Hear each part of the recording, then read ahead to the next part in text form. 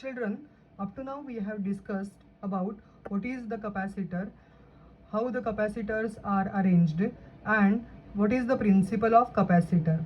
Now, today we are going to understand the capacitors various combination. The first combination of it is capacitors in series. Now, you can see that here in a diagram, the capacitor having capacitance C1, capacitor having capacitance C2, and capacitor having capacitance C3 are connected end to end, and it is connected to the battery supply having the voltage V.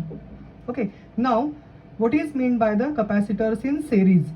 When the negative plate of one capacitor is connected to the positive plate of the second, and the negative plate of the second capacitor is connected to the positive plate of the third capacitor, and so on. Such a combination is called as capacitors connected in series. Now in this diagram we have the three capacitors used, and potential difference V is applied across the combination. This setup charges plus Q and minus Q on the two plates of each capacitor. So as positive potential is applied to C1 here, the positive Q charge is setting on this particular capacitor C1. Okay, in the same way, on the another second plate of the capacitor, the negative charge is induced.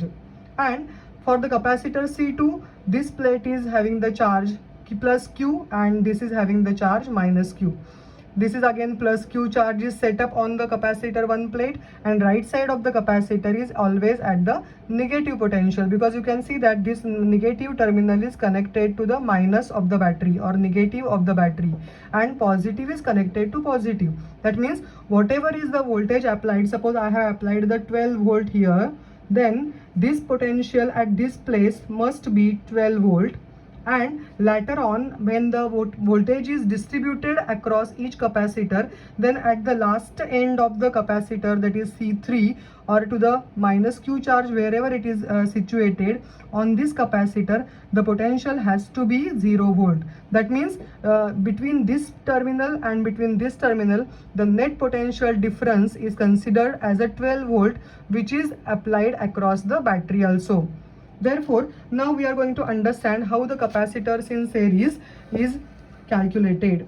Okay, now we are going to understand that whenever the voltage is applied, then in series we have studied that the current remains constant, and current is nothing but the charge flowing per unit time. And that's what the number of charges residing on each capacitor remains same, because charges are remaining same throughout the series circuit. And that's what on all the three capacitors the charges remain same, but the potential is dropped across the capacitor.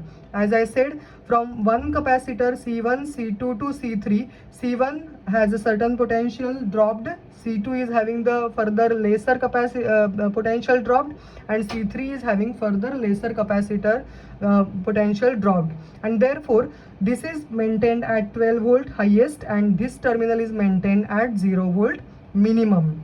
And therefore now the potential difference across the various capacitors, I can write down that V1 is equal to, as charge remains same, Q divided by C1. Then across the capacitor 2, the voltage dropped will be Q by C2, and across the third capacitor the potential dropped is equal to Q by C3. Okay, now in a series circuit, the sum of potential difference is nothing but the applied potential difference through the battery, and therefore V is equal to V1 plus V2 plus V3, that is equal to Q by C1 plus Q by C2 plus Q by C3. Or if we take the Q common, then we have V divided by Q is equal to 1 upon C1 plus 1 upon C2 plus 1 upon C3. This is the first equation. Okay, now clearly this combination can be regarded as the effective capacitor with the charge Q and the potential difference V. If CS is the equivalent capacitance of the series combination, then we can say that CS is equal to CS for the series combination. CS is equal to Q upon V. and we can say that 1 upon Cs is equal to V upon Q, and therefore this is equation number 2. Now from equation 1 and 2 we can say that V upon Q is nothing but 1 upon Cs is equal to 1 upon C1 plus 1 upon C2 plus 1 upon C3. Now this is the formula to calculate when the capacitors are connected in series. Now clearly we can have here the some important points to note down. That first one point, the reciprocal of equivalent capacitance is equal to the sum of the reciprocals of individual capacitance. So this is reciprocal of equivalent capacitance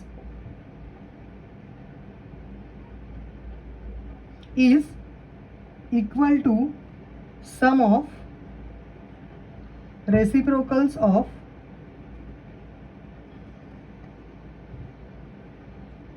individual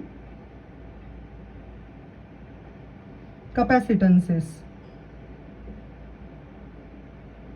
Now the second important point is that the equivalent capacitance is smaller than the smallest individual capacitance. This is also important thing. Equivalent capacitance is smaller than the smallest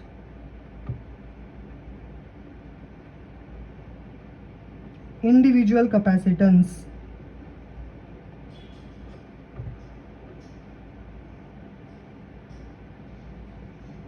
Third important point, you have to always keep in mind that charge on each capacitor